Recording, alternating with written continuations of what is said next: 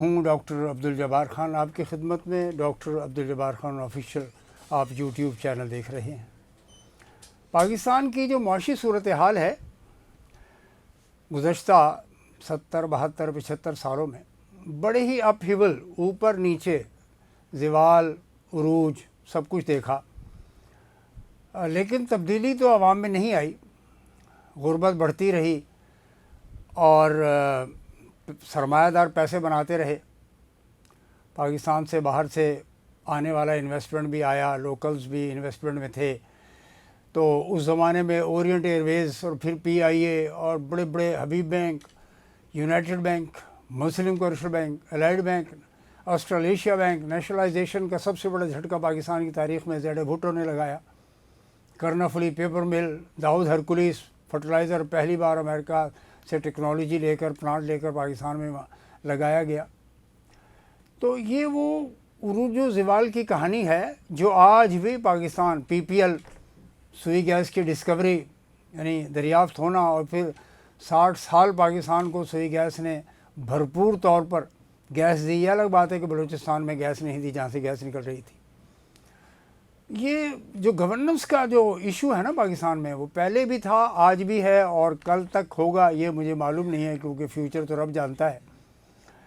تو یہ جو تقسیم دولت، ارتکاز دولت، یہ بڑا اچھے لگتے ہیں جملے، کنسنٹریشن آف ویلتھ اور distribution of wealth, equality in the distribution of income, یعنی آمدنی کی تقسیم جو ہے اس میں مساوات وغیرہ۔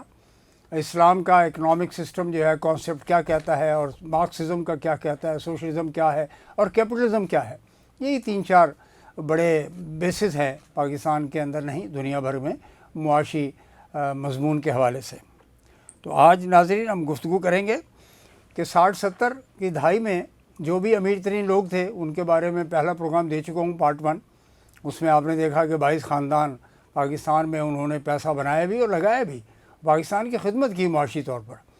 اس کو میں سرمایہ دار سے زیادہ سرمایہ کار کا لفظ اگر استعمال کیا جائے، انویسٹر، انٹرپرینیورز، بزنس مین، تو برا نہیں ہوگا۔ تمام برادریوں سے لوگوں نے اس میں کام کیا، اور کراچی میں آنے والے جو میمن گجراتی حضرات ہیں وغیرہ، ان کا بھی ایک بہت بڑا ظاہر کردار ہے۔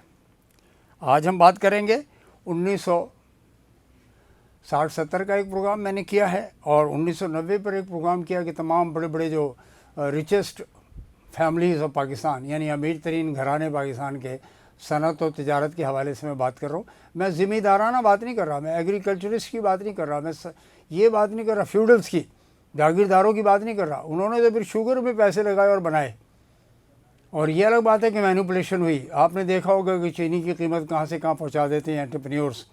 یہ شوگر والے جو ہیں ان میں انٹرپرینیورس کم ہیں، اس میں سرمایہ دار وہ ہیں جو جاگیرداری سے جن کا تعلق ہے، جن کی بڑی بڑی لینڈ ہولڈنگز ہیں۔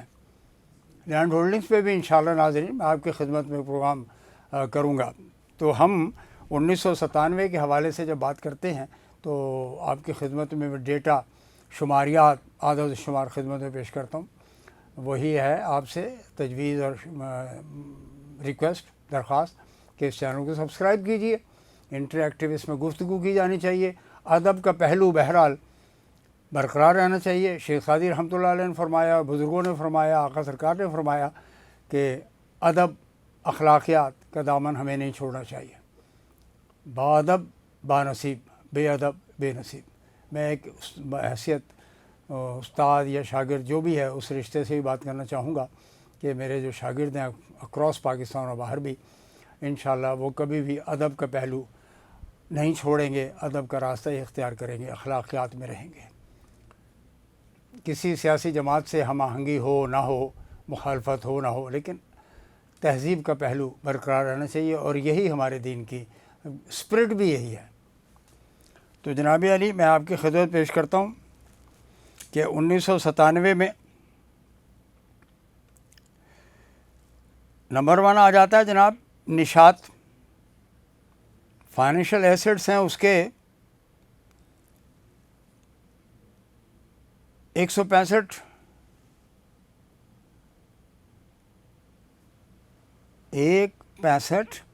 145، یعنی 1,65,00,00,000 51 लाख के करीब, यानी तकरीबन यही बनता है ये 16,500 ये बनता है।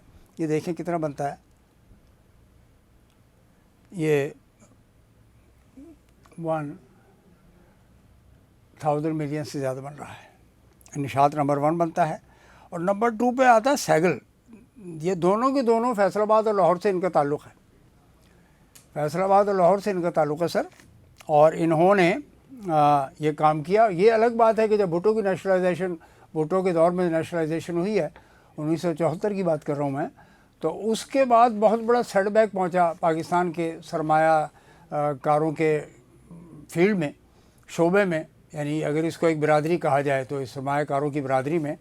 और सबसे बड़ा ग्रुप जो लाहौर का था, बीको बटाला इंजीनियरिंग कंपनी, जो बटाला से ईस्ट पंजाब से हिजरत करके पाकिस्तान आए थे, उनका चौधरी लतीफ़ साहब, उनको जब भुट्टो ने नेशनलाइज कर लिया तो वो बिल्कुल ही यानी उदास हो गए, मायूस हो गए और उन्होंने मुल्क से बाहर चले गए, जर्मनी चले गए और वहाँ पे अपना बहुत बड़ा कारोबार किया। पाकिस्तान टूटने के बाद बेशुमार सरमायाकार एक लॉस में आ गए थे। कर्नफली पेपर्स और दीगर जो इन्वेस्टमेंट थी यूनिट्स वगैरह में, इंडस्ट्रियल यूनिट्स में, वो वहीं रह गई और उसमें भी उनको बहुत भारी, आदमजीज वगैरह मौजूद है, दाऊद मौजूद है इसमें, तो इनका बहुत बड़ा रोल था इनका। सैगल का बनता है जनाब 15,202 मिलियन और यानी ये है, और जो नेट वैल्यू बना रहे हैं वो 12,353 मिलियन, यानी ये क्रिसेंट ग्रुप की मैं बात कर रहा हूँ, और सैगल में 9,004 मिलियन की बात हो रही है। और उसके बाद जनाब अली क्रिसेंट के बाद यानी दीवान जो है वो मौजूद है ग्रुप, और इत्तेफाक ग्रुप मौजूद है। इत्तेफाक ग्रुप 10,000 मिलियन पे जा रहा है। और ये जो पीरियड है यानी इसके अंदर मैन्युफैक्चरिंग एसेट्स की फाइनेंशियल पोजीशन है, मैन्युफैक्चरिंग एसेट्स की और फाइनेंशियल एसेट्स की। इत्तेफाक जो है वो आ जाता है यानी 5वें नंबर पर, जो कि पिछली दहाई में बहुत नीचे था। और शुरू में जो 1960-70 के अंदर तो ये वजूद में था ही नहीं, अगर होगा तो बहुत छोटी सी इत्तेफाक फाउंड्री होगी बरांडत रोड लाहौर के ऊपर, लाहौर में बरांडत रोड लाहौर, वहाँ के रहने वाले लोग जानते हैं, बरांडत रोड की कहानी अच्छी तरह से वाकिफ़ है।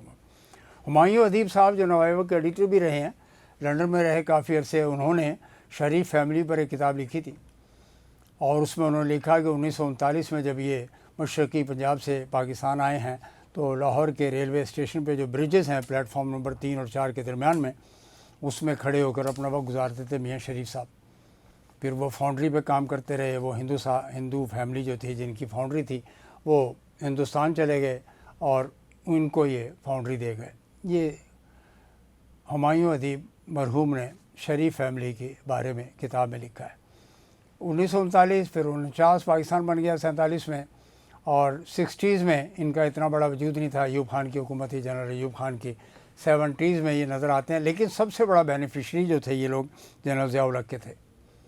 जनरल ज़िया उल हक के इन पर एहसानात हैं इत्तेफाक ग्रुप पर, इत्तेफाक फैमिली पर, नवाज़ शरीफ और इनके पूरे ख़ानदान पर। और आज नवाज़ शरीफ के बाद उनका भाई शहबाज शरीफ पाकिस्तान के वज़ीर आज़म हैं। उनकी भतीजी नवाज़ शरीफ की साहबजादी मरियम, वो इस वक्त चीफ़ मिनिस्टर पाकिस्तान के सबसे बड़े सूबे की। शहबाज शरीफ का बेटा हमजा शहबाज, वो भी चीफ़ मिनिस्टर रहा है। घरों में ज़्यादा चल रहा है मामला, जैसे पीपल्स पार्टी का मामला है। मुफ्ती महमूद साहब के बाद मौलाना फजल रहमान, ये डायनेस्टीज़ हैं ये पॉलिटिकल। इसी वजह से कभी पाकिस्तान में इकनॉमिक पॉलिसीज़ और इकनॉमिक मॉडल बन ही नहीं सका। 5वें नंबर इत्तेफाक के बाद चकवाल ग्रुप आ जाता है, और फिर हबीब ग्रुप है। उसकी जो फाइनेंशियल एसेट्स हैं, मैन्युफैक्चरिंग एसेट्स की बात की जाती है, 7,612 मिलियन है, 7 अरब 61 करोड़ रुपया। और इसी तरीके से सफ़ायर ग्रुप गुलिस्तान, ये कोठरी में भी इनका सफ़ायर टेक्सटाइल मिल है। चन्यूट कम्युनिटी से इनका ताल्लुक़ है, जैसे मियाँ अमन शाह निशात, ये भी चन्यूट कम्युनिटी से, शेख चन्यूट कम्युनिटी से इनका ताल्लुक़ है। बड़े एंटरप्राइजिंग یہ برادری ہے، میمنوں کی طرح، گجراتیوں کی طرح، اور دہلی پنجابی سوداگران جیسے پچھلے ہم نے بتایا تھا آپ کو کہ 1990 کی دہائی میں اور 70 میں ان کا بھی ایک بہت بڑا کنٹریبیوشن پاکستان کی معاشی اس میں رہا ہے۔ اور اس میں آپ دیکھیے گا کہ چکوال کے بعد یہ دیکھیے میں آپ کی خدمت میں پیش کر رہا ہوں، چونکہ یہ اعداد و شمار کا معاملہ ہے تو اس میں آگے پیچھے ہم اس کو نہیں کر سکتے، تو یہ رہا ہے اس میں پاکستان کی معاشی صورتحال کے حوالے سے ایک بہت بڑی پکچر ہے۔ یہ وہ ہیں جنہوں نے ہیوج ملینز اینڈ بلینز میں ٹیکس ہمیشہ دیے ہیں۔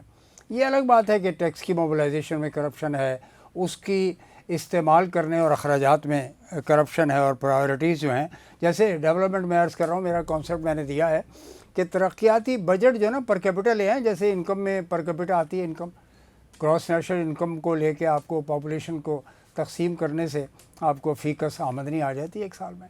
امریکہ دنیا میں اس وقت سب سے ٹاپ پر ہے، اسکینڈینیوین کنٹریز ہیں، پھر یورپ کے کچھ ممالک ہیں۔ تو یہ میں آپ کی خدمت پیش کر رہا ہوں، یہ لسٹ آپ کی میں پوری کی پوری دے رہا ہوں، یہ انشاءاللہ آپ کو بیک گراؤنڈ میں مل جائے گی۔ تو اس میں فیکٹو گروپ آیا ہے، منوز آف لاہور آئے ہیں، داؤد گروپ ہے، یہ 15ویں نمبر پر آ گیا، جو کسی زمانے میں پہلے نمبر تھا۔ پیکیجز جن کے پاس انٹرنیشنل یعنی برانڈز آ گئے ہیں، کھانے پینے کی چیزیں ہیں، ہیوی اس میں یعنی انڈسٹریز کے اندر، وہی چودھری لطیف کا جو سب سے بڑا گروپ ہے وہ تھا۔ اور فیکٹو ہے، اس میں لیکسن گروپ آ جاتا ہے، لیکسن از آن 18th نمبر۔ گیٹرون ٹیکسٹائل کے شعبے سے ان کا تعلق، لیکسن گروپ کے سامنے ٹوبیکو، اور فتح گروپ جو ہے وہ حیدرآباد کا، سرگودا گروپ، النور، اس طرح کر کے دادا بھائی، جہانگیر الہی، فضل سنز، روپالی، سروس گروپ، یونس بردرز، بہت بڑا گروپ پاکستان کی گارمنٹس ایکسپورٹس میں ان کا ایک نام ہے۔ یہ بھی انٹرسٹڈ تھے پی آئی اے کی پرائیویٹائزیشن میں اگر کی جاتی تو، لیکن انہوں نے کنڈیشنز، اور چونکہ ان کا کنسلٹنٹ ہی وہ کہتے ہیں ماڑا نکلا، نان پروفیشنل کنسلٹنٹ کے ہاتھ میں آپ نے لے کے، اور تقریباً 2000 ملین روپیہ آپ نے کنسلٹنگ کی فی دے دی، اور نتیجہ کیا نکلا کہ 10 ارب کی بل آ رہی ہے آپ کے پاس 85-86 ارب روپے کی بجائے۔ تو ناظرین، آج کے لیے یہی آپ کی خدمت میں، اس کو اسٹڈی کر سکتے ہیں آپ، اپنے ریکارڈ بھی رکھ سکتے ہیں اس کو۔ یہ پوری کی پوری لسٹیں، 3 لسٹیں میں آپ کی خدمت پیش کر چکا ہوں۔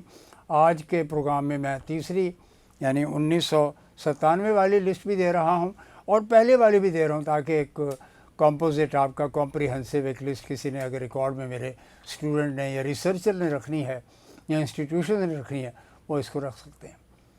ذرا نم ہو تو یہ مٹی بہت زرخیز ہے ساقی۔ What we need is a proper macro economic model. Micro economics کی سچویشن آپ کے سامنے ہے۔ انویسٹمنٹ کے لیے کانفیڈنس چاہیے۔ پاکستان ایک یعنی لیک آف کانفیڈنس کی سچویشن سے، کرائسس سے گزر رہا ہے، کہ پاکستان کا بہترین دوست، جس کے بارے میں ہر سیاستدان، ہر حکومت کا ہر کارہ یا اہلکار یا وزیر اعظم اور دوسرے صدر بھی، وہی پاکستان کی چین سے دوستی جو ہے ہمالیہ سے اونچی، اور بحیرہ ہند سے گہری۔ کیا ہوا اس کو؟ کیوں یہ اتنا یعنی what they need is the security to their personnel. اپنے اہلکاروں کو، اپنے انجینئروں کو، اپنے ورکروں کو سیکورٹی ہمارا فرض تھا اور ہمارا فرض ہے دینا، اور اگر وہ ہم ناکام ہوئے ہیں تو یہ پاکستان کی ناکامی ہے، اور اگر وہ مایوس ہوئے ہیں تو یہ ان کی مایوسی ہمارے لیے پریشان کن ہونا چاہیے، ہمارے لیے نیگیٹو پوائنٹ ہے۔ اقبال احسن صاحب ڈنکے بجا رہے تھے، عمران خان کی گورنمنٹ میں بھی ڈنکے بجائے جاتے تھے چائنا کے سی پیک کے پروجیکٹ پہ۔ کیوں ایران کی طرف وہ چلے گئے؟ جانا چاہیے ان کو، جہاں ظاہر ہے وہ جائیں گے۔ ان کو بھی بندر عباس سے، چابہار سے اوپر نارتھ میں، دیگر سینٹرل ایشیا میں جانا ہے۔ بیسٹ روٹ ہے۔ پاکستان کا سی پیک پروجیکٹ ایک انتہائی خدشات کا شکار ہو چکا ہے۔ پاکستان میں جو بھی غیر ملکی ہے، خواہ وہ امریکنز ہوں، انڈینز ہوں، کوئی بھی ہوں، اس سے ثابت یہ ہو رہا ہے کہ وہ ڈومینیٹ کر گئے، اور آپ کا بہترین دوست ہے مایوسی کا شکار ہو کے پیچھے ہٹ گیا۔ اور اسحاق ڈار صاحب نے جو پنجابی میں کہتے ہیں نا بونگی ماری ہے، اس بونگی کو کون اس کی اصلاح کرے گا؟ جو ایمبیسڈر کو بولنا پڑ گیا چائنا کے۔ یہ نہیں ہے کہ ندیم ملک نے کہا کہ نا وہ تو دیکھیں جی میری سمجھ میں نہیں آ رہا، سفیر ایسے نہیں بولتے. کیوں نہیں بولتے؟ انہوں نے تو وہی تو فیس ہوتے ہیں کسی بھی ملک کا. سفیر جو ہے وہ اس ملک کا فیس ہوتا ہے. اگر ان کو تکلیف پہنچی ہے، ان کے بندے کراچی میں مارے گئے ہیں اور ادھر ڈاسو کی طرف مارے گئے ہیں جب وہ، تو ایسا کیوں ہوا؟ کیا حکومت کو نہیں پتہ تھا کہ ایک ڈیلیگیشن وہاں پہ جا رہا ہے مولانا جوبا کی طرف، اور ان کی سیکورٹی اور ان کی حفاظت حکومت وقت کا، وفاقی اور صوبائی حکومتوں کا کام ہے؟ تو کہیں نہ کہیں ہماری غلطی ہے، قصور ہے، ڈیفیشنسی ہے، فالٹ ہے. اس کو دور کرنا پڑے گا آپ کو. آج کے لیے اتنا ہی. بہت شکریہ. والسلام.